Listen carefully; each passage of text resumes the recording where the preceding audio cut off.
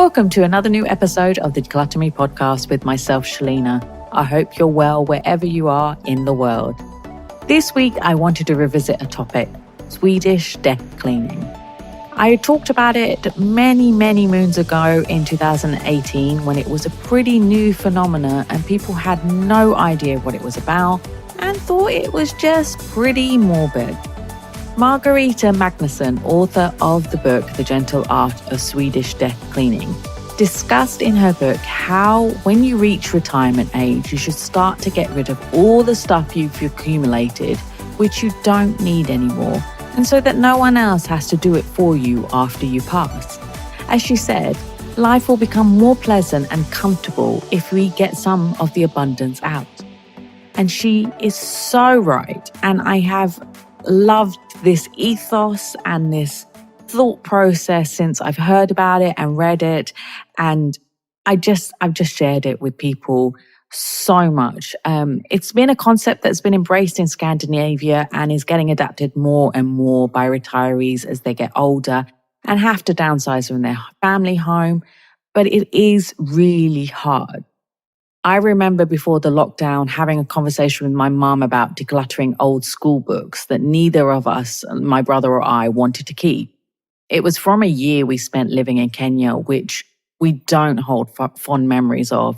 And we don't hold fond memories of that time in the school. It was just an awful time for us. Mum insisted on keeping it for herself. However, she kept it in a box in the garage that she never looked at. It was just taking up space. It was messy. It was just exasperating me. So I was so annoyed one time that I said to her, when you pass away, I will end up having to deal with this because my brother won't do it and it is my job to declutter. So I will just pick it up and throw it in the bin, in the recycling bin. She was so upset with me. She didn't talk to me for days. And I can understand that, I was pretty harsh. But it was the reality. That is what was going to happen.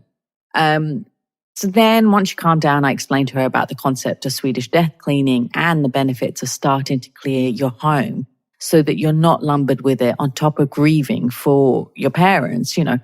They can get rid of things they don't want, love, or need now, and also give away items they think we will want to have or others will want to have. So, it made them start thinking, it made them start realizing. And then lockdown happened. And that was another time of reflection and thinking, we had people that were passing away suddenly from COVID. So it just sort of put them into shock. So then my parents started decluttering their home. They emptied out the attic and found suitcases from when they had moved to the UK in the 60s and 70s. They had these old cardboard ones, those ones you see in the movies like Paddington has. They removed old toys of ours and donated them or gave them to the grandkids. They removed so much junk they didn't even know they had in this attic. It was the amount of stuff that came out. It was unbelievable. They had to go to the household waste site many times and charm their way with the fellas to dispose of all the stuff. It was crazy.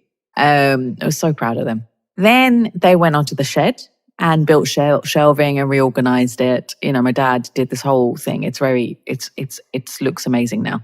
And now they're onto the garage, which has taken longer. So they're doing the garage, they put shelving in, they've reorganized stuff and they're taking things out. But bear in mind, they have lived in that house for nearly 40 years and not done a big exercise like that ever. I mean, they've never had time really until they retired. So it's been, I think, cathartic for them to get rid of this stuff, remove this burden, and know that this stuff is no longer within their sphere, that they can, if they need to, they can just downsize when they need to, or we will be able to deal with it because we won't have to deal with all this stuff in all these big storeroom areas that they've got. And on top of that, Dad has been making money selling items. Like he sold his old lawnmower, like he had an old school lawnmower, and I think he made a profit. Like it's nuts. He is the guru of eBay and Craigslist now. He knows more about selling stuff on these apps than I will ever know. And I used to buy and sell on those things. So it's been a proud moment. So if you talk to your parents about it, You never know what you might get out of them and how they might react and what might come out of it and the skills they'll learn, like becoming a super eBay seller. So, it's a great thing to do. And, my brother and I have moved out of the house. Like it's been like 20 years we've moved away. So I obviously have decluttered over the years. Whenever I go home, I get rid of stuff and declutter it, or I brought it back to Dubai with me. My brother has done less so it might be a problem when he has to do his bedroom eventually. But, that is something that you need to consider as well. If you're not in the family house, you should declutter as well, as part of this process. So having known about this concept and embraced it within my family, I've also now loved talking about it with clients, especially middle-aged ones who live in big houses with or without children. And when they have children, they're usually either married or still at uni, and they're close to retirement age. And it's, they have this stuff. And of course, they've called me in to start decluttering certain areas, like maybe, or organize their closets or do the kitchens. But then I say to them, have you looked at all the other stuff and thought about this concept and this process and what you're going to do when you retire? Or are you going to move from where you live? Lots of people here are expats, so they have to move back to their home country. So they will have to declutter. They will have to most probably downsize to smaller homes wherever they move to. And it sounds morbid, but it's such a practical way to sort out your possessions and your home life in preparation for the future, whether that is downsizing, moving to another house, moving to a care home, or unfortunately passing away.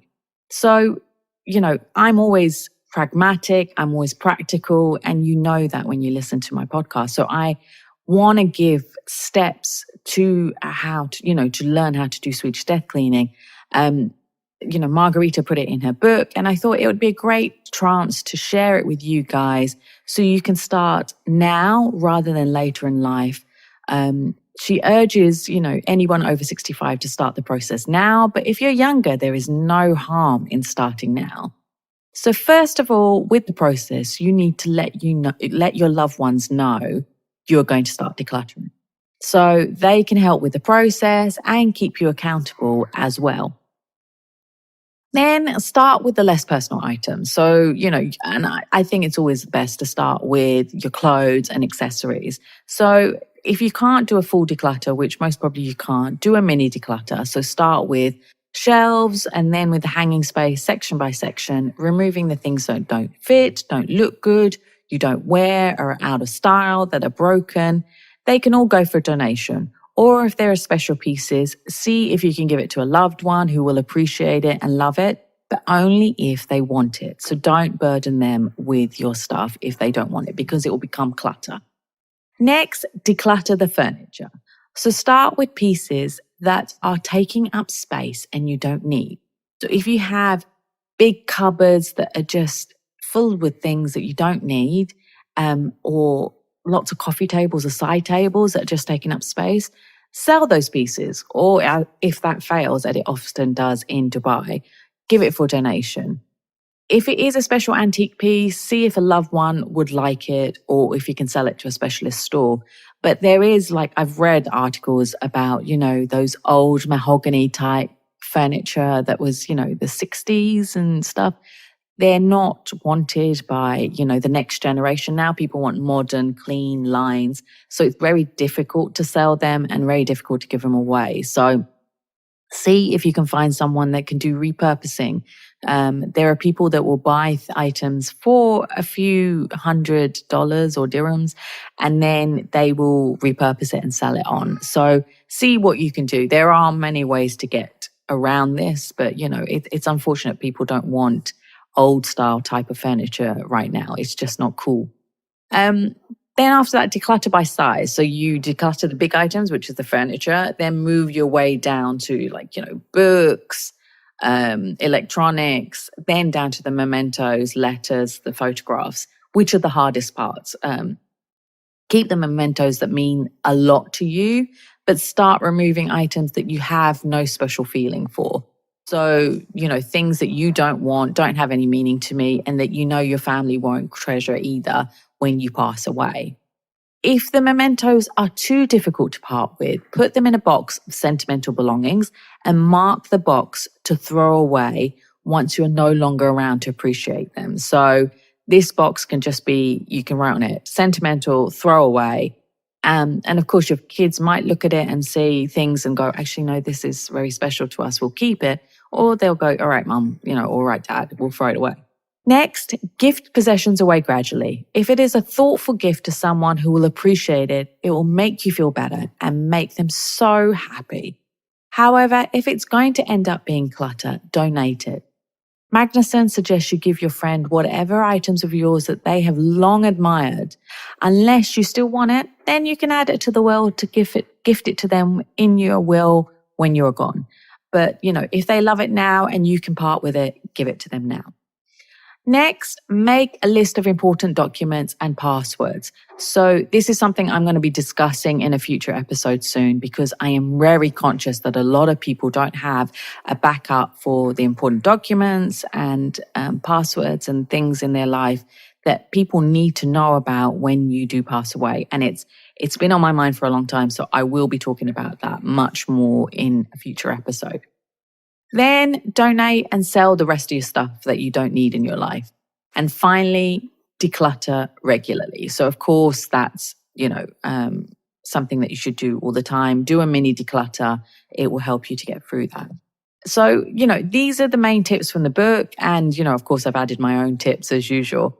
But the key thing is to just start decluttering, getting rid of the things that you don't want, you don't use, you don't like, you're not going to want to give to anybody, nobody will, in your family or friends will want it or cherish it.